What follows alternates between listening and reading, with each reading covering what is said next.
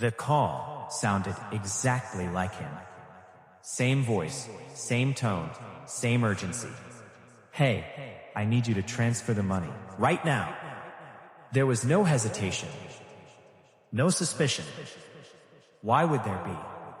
It was his boss. That's what it sounded like. $200,000 was gone. Not stolen with force. Not hacked. Given away. Willingly, because the voice was real enough. But the person wasn't. This isn't a story about the future. It's already happening. Quietly. At scale. And the number being whispered around financial circles? $100 billion. That's the estimated size of the next wave of fraud.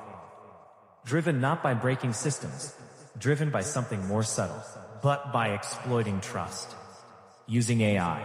And the unsettling part is this. The technology isn't the hardest part anymore. Access is.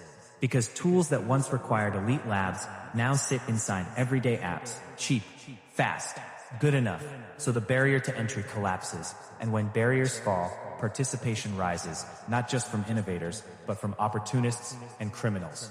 Now let's slow this down, because to understand how this works, you have to understand something uncomfortable. Most financial fraud doesn't start with systems. It starts with people. Specifically, human trust. For decades, scams followed a pattern. Phishing emails, fake calls, impersonation. They relied on one thing, convincing you they are someone else. But there was always friction. Bad grammar, strange accents, suspicious timing, signals that something felt off. That friction protected people. Not perfectly, but enough. AI removes that friction. Almost entirely. Now imagine this. A scammer doesn't need to guess how your boss sounds. From a few seconds of audio, a podcast, a Zoom call, a video online, that's enough. Voice patterns, cadence, emotion, recreated. Then comes the script. Urgent, time-sensitive, just believable enough. And now, the call comes in. No red flags, no obvious mistakes, just familiarity and urgency. Two of the most powerful triggers in human decision-making. That's the system. Not hacking. Encryption. Bypassing the human filter. Now scale that. Across companies. Across banks. Across individuals. This isn't one scam. It's a framework. And it's evolving. Because voice is just the beginning. Video is next. And in some cases, already here.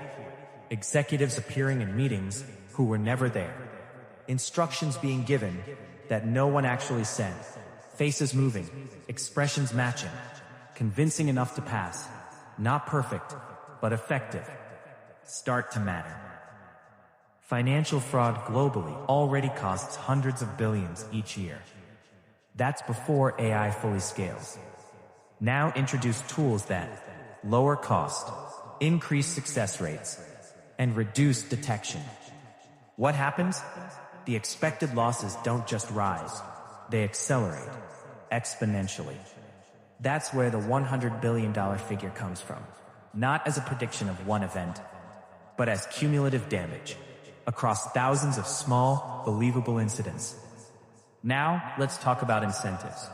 Because technology doesn't act on its own. People use it, and people respond to incentives. For a scammer, the equation just improved dramatically. Less effort, higher success rate, lower risk of detection. That's a powerful combination. And systems rarely adapt as fast as incentives change. Banks still rely on identity verification methods that assume identity is stable. A voice, a face, a pattern. But AI destabilizes all of that. Because identity becomes reproducible, which breaks the foundation of trust. Quietly. Now look at the response. Companies are investing in detection tools. AI fighting AI. Trying to identify synthetic voices, fake videos, manipulated signals, but it's a race. And like most technological races, it doesn't have a clean finish line, because as detection improves, so does generation. Now here's the uncomfortable reality.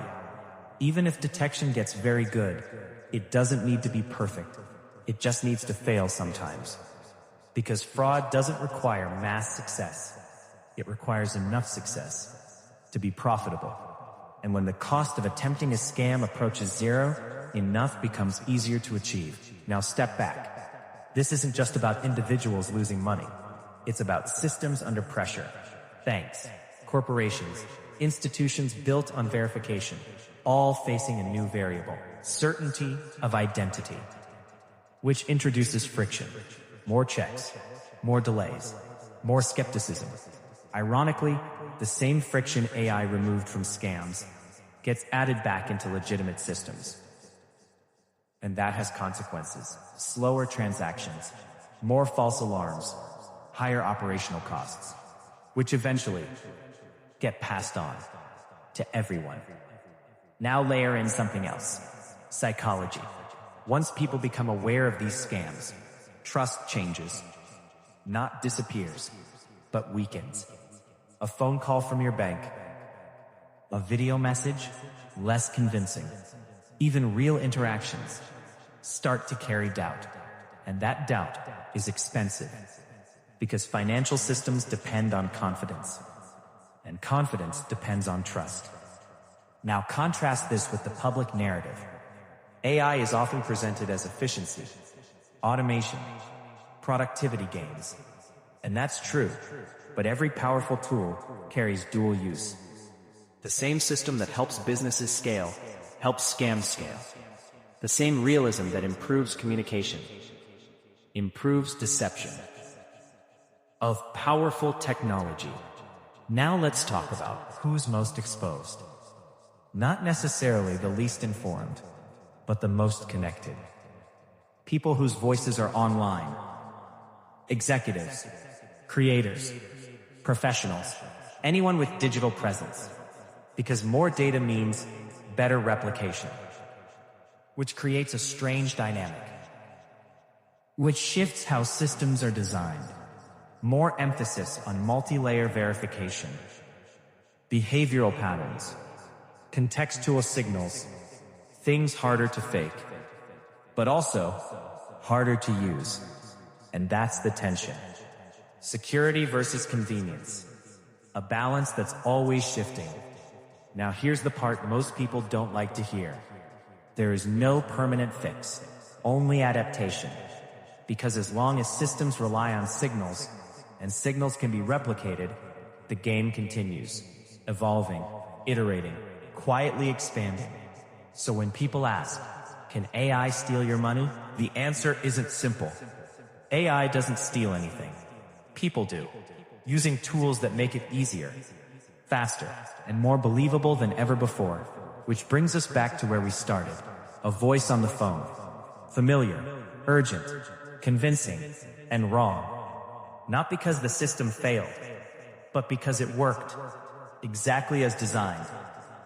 The real question isn't whether these scams will grow. They will. The question is, in a world where seeing and hearing are no longer proof, what replaces trust? And how expensive will that replacement be?